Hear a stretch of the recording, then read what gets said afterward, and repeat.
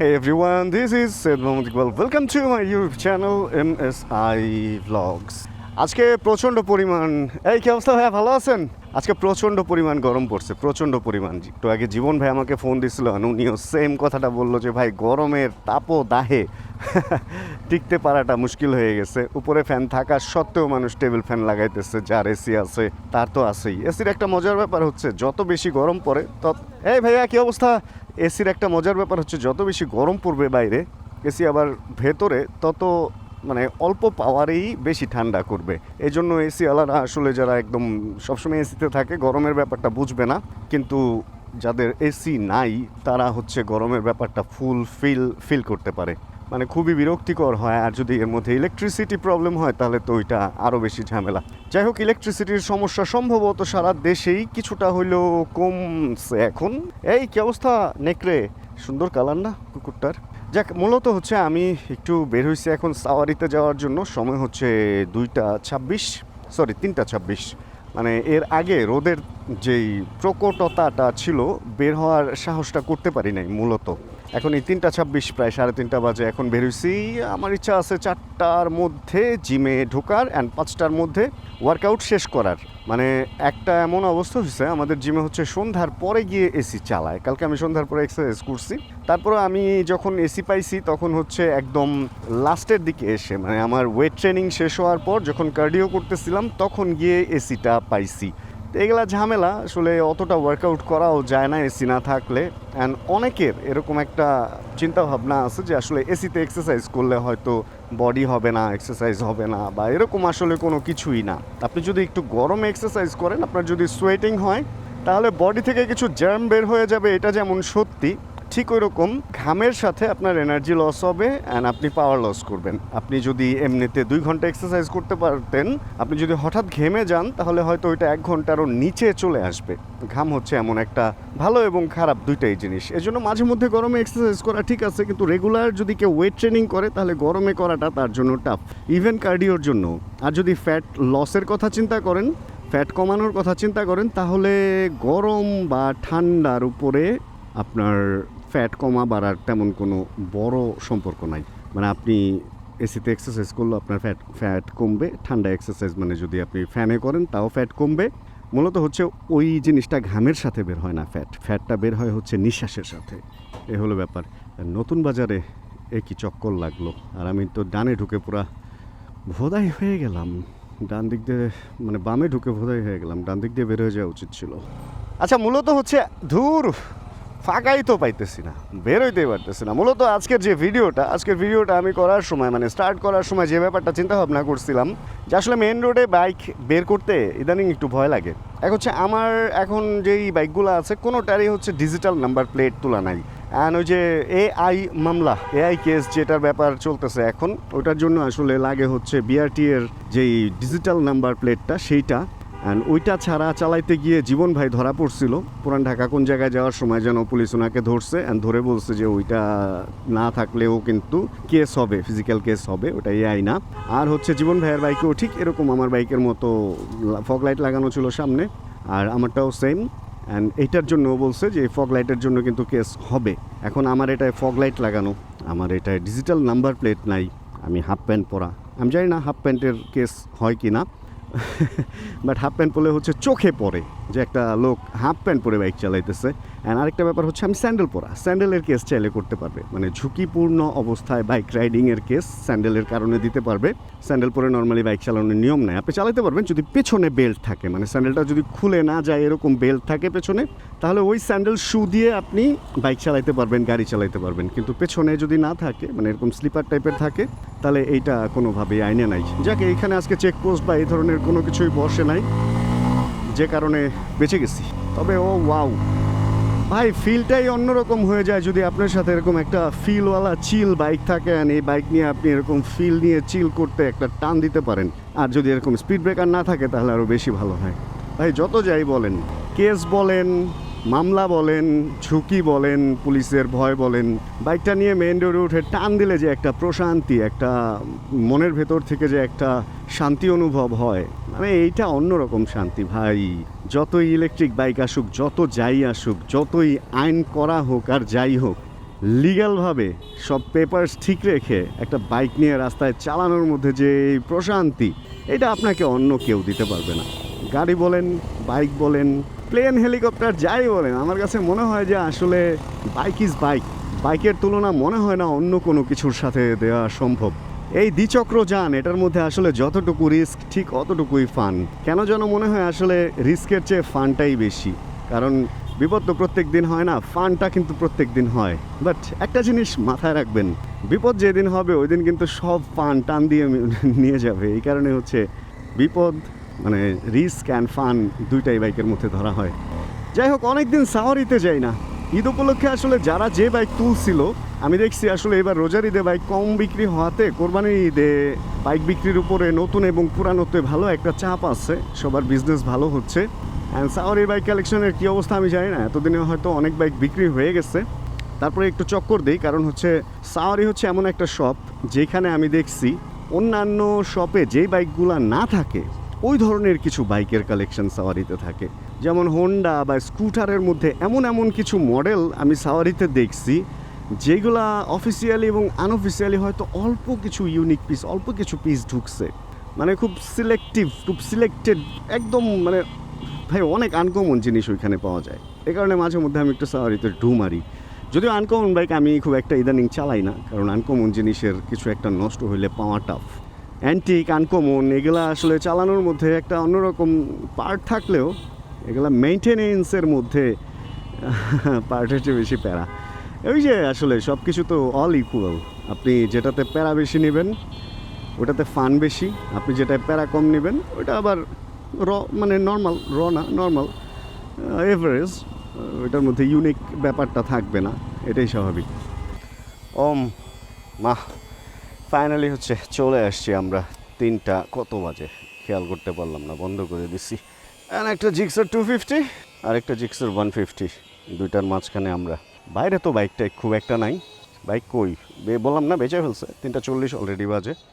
হ্যাঁ এখানে মোটামুটি আছে। এই বাইকটা আমার ছিল এক সময়, এটা তো মনোটোন, আমারটা ছিল dual tone and dual disk. F250 আছে। এই যে বললাম না অদ্ভুত অদ্ভুত মডেলের বাইক থাকে, জেন জি একটা কি বাইক কে জানে, এটা কি চার্জের, মেবি চার্জের। এরকম আজব আজব বাইক কালেকশন এখানেই দেখা যায়। মোহাম্মদ ভাই, আমার থুয়া যান না ভাই, আমার একটু বিদায় দেওয়া যান। কেমন আছেন ভাই? চলেন কাম সেরা তারপরে যে আচ্ছা যেটা বলতেছিলাম, দেখেন অ্যাভেঞ্জার এই বাইকটা এখন শোরুমেও পাওয়া যায় না, এই বাইকটা এখানে আছে। মানে যত অদ্ভুত এই একটা এডিভি হোন্ডা ম্যাচিওর, বলছিলাম না যেটা বলছি সেটাই, আজব সব বাইক কালেকশন এখানেই পাবেন। এটা গলায়, এটা কি গলায় পুরা গ্যাংস্টার বানায় দিছে, গ্যাংস্টার প্যারাডাইস পুরা। এটা কি আপনারাই পারলেন? তেহারি খায় সে, আবার বিরিয়ানি খাইতেছে। নাম কি? জোজো? ও তো নাম বুঝে। জোজো, তোমার কি পেটটা ভরছে? পেট ভরছে? কোলে উঠবা? লাভ দিয়ে কোলে উঠে যেতে চাইতেছিল। গলায় এটা কি পরেছো? কামড় দিবা? না কামড় দিবে না, নেটওয়ার্ক পাইছে লেজে। কুকুরের লেজ যখন এভাবে নড়বে তার মানে হচ্ছে ও আপনাকে বন্ধুসুলভ আচরণ, নেটওয়ার্ক পেয়ে গেছে। যাক চলেন, এদিকের কাজ শেষ। সাওয়ারির অবস্থা একই, ঈদের আগে সব বাইক মোটামুটি সেল হয়ে গেছে। এখন নতুন বাইক খুঁজতেছে, বাট নতুন বাইক পাওয়া যেতেছে না। মানে এইবার ঈদে হলো সবাই বাইক কিনতেছে, বেচার লোক কম। এই কারণে সেকেন্ড হ্যান্ড মার্কেটে যারা, মানে সেকেন্ড হ্যান্ড বাইক যারা কিনবেন আগে কিনে ফেলেন, কারণ কিছুদিন পর সেকেন্ড হ্যান্ড মার্কেটের বাইক পাওয়াই কষ্ট হয়ে যাবে। আর এইখানে কি হইতেছে, এটা পাপড়ি বা কিছু একটা নিয়ে বসছে, অ্যানের এটা সেই প্রমোশনাল শ্যুট চলতেছে। প্রমোশন কোন জায়গায় পৌঁছে গেছে দেখছেন? আরে ওয়াও। চলেন আমরা এদিক থেকে বের হই, আমাদের প্রমোশন বাদ দিয়ে আমাদের যেতে হবে হচ্ছে এখন জিমোশনে, মানে জিমে। যাক, মেন রোডের কাজ মোটামুটি শেষ করে ফেলছি, আর ফাপড় নাই। এবার আমরা যেদিক দিয়ে যাব এদিকে ধরা খাওয়ার চান্স কম। এই চিপা চাপা আসলে আমি যখন এমনি চলাফেরা করি হেলমেট ছাড়াও চলাফেরা করতে পারি, অতটা ঝামেলা হয় না। কিন্তু মেইন রোডটা আসলে উত্তরায় থাকতে খুব ফাপড় হয়ে যেত। কসাইবাড়ি রেলগেটটা থেকে বের হইলেই main road, and main road মানেই হচ্ছে একদম নিয়ম কানুন মেনে বাইক চলতে হয়। আর এই মিরপুরে থাকার কারণে দেখা গেছে আমি হেলমেট ছাড়া 60 ফিট আগারগা এই পাশ পুরাটা ভেতরে দিয়ে সব চিনে গেছি, তো সুন্দর ঘুরতে পারি। এই আবেশ দিয়ে বের হইলাম। আবেশ হচ্ছে এদিকের মধ্যে খুব নাম করা একটা রেস্টুরেন্ট। অ্যান্ড এখানে ওই গরুর পেশওয়ারি অ্যান্ড তারপরে হচ্ছে হান্ডি এই ধরনের কিছু মুখরোচক খাবার পাওয়া যায়, যদিও স্বাস্থ্যকর না এগুলা। তারপরে অনেকে পছন্দ করে, অনেকে করে না। তবে আজকে অন্যান্য দিনের তুলনায় রাস্তাঘাট অনেক ফাঁকা। এটা হয়তো সময়ের কারণে আর গরমের কারণে এত বেশি তাপদাহ হয়েছে যে মানুষজন আসলে বাসা থেকে বের হইতে চাইতেছে না। আর এর মধ্যে আমি হাফ হাতা শার্ট অ্যান্ড হাফ প্যান্ট পরে ধুমায়া বাইক চালাইতেছি। বাইকে মোটামুটি একটা ঠান্ডা বাতাস ফিল হইতেছে, পিচ থেকে একটা গরম ভাব উঠতেছে, কিন্তু এই দিকের গাছপালা আছে তো অতটা খারাপ লাগতেছে না। বাতাসের মধ্যে একটা ঠান্ডা ঠান্ডা গরম গরম একটা ফিল আছে, একটা রোম্যান্টিক একটা ফিল কাজ করতেছে। মিরপুরের একটা জিনিস ভালো, এদিকে রাস্তাঘাট খুব তাড়াতাড়ি ঠিক হয়ে যায়। এই রাস্তাটা নষ্ট হয়েছিল, খুব ভাঙছিল, তারপরে উপরে ফেলা হলো, অ্যান্ড অল্প কিছুদিনের মধ্যে দেখেন কি সুন্দর পিচ দিয়ে আবার ঢালাই করে দেওয়া হয়েছে। এই জিনিসটা মিরপুরের মধ্যে, ওয়াও তো সে স্মার্ট। এই জিনিসটা মিরপুরের মধ্যে আমার খুব বেশি ভালো লাগে। আর এই একটা এরিয়া, এখানে টিনের দোতলা একটা পুরা এলাকা, দেখেন সবগুলা বাসায় টিনের দোতলা। অ্যান্ড এইখানের অনেকেই আমি দেখছি যে কাপড় শুকায়, এই যে দেখেন এইখানে রাস্তার মধ্যে কাপড় দিয়ে রাখছে, ধুয়ে টুয়ে এখানেই শুকায় ফেলতেছে। এক এক জায়গায় জীবন যখন যেখানে যেমন, দেখবেন যে গ্রামে বাসার সামনে উঠানের মধ্যে কাপড় শুকায় অনেকে উঠান থেকে আর একটু দূরে বাইরের বাড়ি বা বাংলো বাড়ি, যেটা বাংলা বাড়িও বলে মূলত বাংলা বাড়ি বলে আর কি। তো এই ধরনের বাহিরে একটা জায়গা থাকে উঠানের মতো, ওইখানেও দেখা যায় বাঁশ দিয়ে শুকায়। তো এইখানের কালচারটা অনেকটা এরকম, দেখেন এদিকের বাড়ি ঘরের লোক যে এইখানে জিনিসপত্র শুকাইতেছে, অ্যান্ড গাছও লাগায় রাখছে। মানে ওনারা থাকে এই পাশে, বাট এই পাশে কিছু জিনিস ওনাদের রয়ে গেছে, ওই গ্রামের একটা ফিল এখানে রয়ে গেছে। এই বাড়ির লোকজন বাগানটা করছে হচ্ছে এই পাশে রাস্তার, মানে সৌন্দর্য প্লাস শখ পূরণ করতেছে এইভাবে। হয়তো ভেতরে জায়গা কম বা কিছু। শহরে মানুষের শখ পূরণের ব্যাপারটা এই পুরা ডিফারেন্ট, জানেন। থাকবে ঘরে, গাছ লাগাবে ছাদে। অনেকে থাকবে ঘরেও কিছু গাছ লাগায়, আবার বারান্দায় লাগায়, ছাদে। মানে ভাই অন্যরকম আসলে লাইফ, যেখানে যেমন ওইখানে ওইরকম। এটাই হচ্ছে বোঝা যায় শহর আর গ্রামের মধ্যে। অ্যান্ড যদি আপনি কোনো কারণে দেশের বাইরে চলে যান, তাহলে লাইফ পুরাই আরেক রকম। তখন তো আসলে নিজের ঘরটাও আর নিজের ঘর থাকে না। যারা একদম প্রথম ইনিশিয়াল স্টেজে কাজ করতে যায়, দেখা যায় যে আসলে এক রুমে শেয়ার করে 5 জন 6 জন 10 জনও থাকতেছে মালয়েশিয়া যারা যেতেছে। তারপরে অনেকের আবার বিদেশ যেতে ভালো লাগে, বাট কেন জানি আমার এগুলো ভালো লাগে না। বিদেশ টিদেশ, আমার দেশ খেলে খেয়ে থাকবো, না খেলে না খেয়ে থাকবো, বাট নিজের দেশে থাকবো। আর একটা জিনিস খেয়াল রাখবেন ভাই, বাংলাদেশে কিন্তু কেউ না খায়া মরে না। কিছু করুক চাই না করুক, কোনো না কোনোভাবে খাবারের ব্যবস্থাটা হয়ে যায়। একটা আশীর্বাদ আছে আমাদের দেশের উপরে, যে যাই করুক না করুক। একদম ধরেন নেশাখোর থেকে শুরু করে, বেকার থেকে শুরু করে, কর্মজীবী মানুষ পর্যন্ত বা শিল্পপতি পর্যন্ত সবাই কিন্তু খেয়ে পরে বাঁচতেছে। বাট বিদেশে গিয়ে মানুষ কত কষ্ট করে, খাবারের কষ্ট, বাসস্থানের কষ্ট।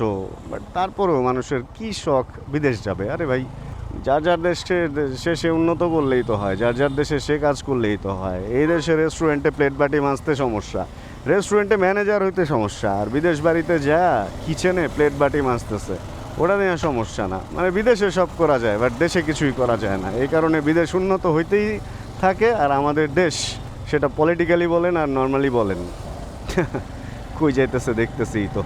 যাই হোক, আমরা আসলে ছোট একটা কাজে বের হয়েছিলাম আজকে, এই কাজটাও সারছি, সব কিছু শেষ করে এখন ফিরতেছি।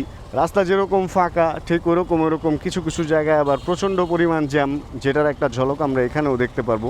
বারেক মোল্লা মোড় থেকে শুরু করে এই জ্যামটা অনেক দূর পর্যন্ত ইদানিং চলে আসে। এটার কারণ আমি জানি না, যদিও এখানের জ্যামটা হয়তো বারেক মোল্লা মোড়ের না, এটা হয়তো মণিপুর স্কুলের হয়তো কোনো কাহিনী হবে। হ্যাঁ, স্কুল ছুটি দিচ্ছে বা কিছু হবে, এই জায়গাটা এরকম জ্যাম হয়ে যায়। এই আর কি অবস্থা। যাক, যেখানে আমরা ছিলাম, আজকের ভিডিও থেকে আমরা বিদায় নিয়ে নিব, কারণ জিমে ঢুকবো। জিম থেকে বের হইতে আর আলো থাকবে না। ইটস অলরেডি 4 PM, আমাদের বিদায় নিতে হবে। যদি আজকের ভিডিওতে কোনো কিছু ভালো লাগে, ছোটো করে একটা লাইক দিয়ে দিন। চ্যানেলে যদি নতুন হন, প্লিজ সাবস্ক্রাইব করে হয়ে যায় আমাদের ফ্যামিলি মেম্বার। এই যে দেখছেন, এগুলা দিয়ে রাস্তা আটকায় রাখছে স্কুলের বাচ্চাদের। ভাইজান, স্কুলের বাচ্চারা যে যাবে, ভ্যানগুলো রাখার কারণে রোডটা একদম আটকায় গেছে। যেটা বলতেছিলাম, ভিডিও ভালো লাগলে কিন্তু লাইক দিয়ে দিন। ও ওয়াও, তুফান। আর যদি চ্যানেলে নতুন হন, প্লিজ সাবস্ক্রাইব করে আমাদের ফ্যামিলি মেম্বার হয়ে যান। জানাবেন কে কোন জায়গা থেকে ভিডিও দেখছেন। অ্যান্ড যতক্ষণ পরবর্তী ভিডিও নিয়ে আবার আমি না আসতেছি, ততক্ষণ ইনশাআল্লাহ আমরা থাকবো ভালো, আমরা থাকবো সুস্থ এবং করতে থাকবো চিল ইনশাআল্লাহ। আজকের ভিডিওতে একটু স্লো কথা বলছি, কারণ আমার পেটের ডান পাশে, পিঠে আর পেটের মাঝখানে ডান পাশে একটু ব্যথা করতেছে। আমি জানি না আমার কি হয়েছে, ঘুম থেকে উঠে খাওয়ার পর থেকে এই ব্যথাটা কাজ করতেছে, এই জন্য একটু ধীরে ধীরে কথা বললাম। হালকা পাতলা এক্সারসাইজও করতে হবে, নিজের খেয়ালও রাখতে হবে। Yo chill bro. Check the mic and make sure it sound right, boys.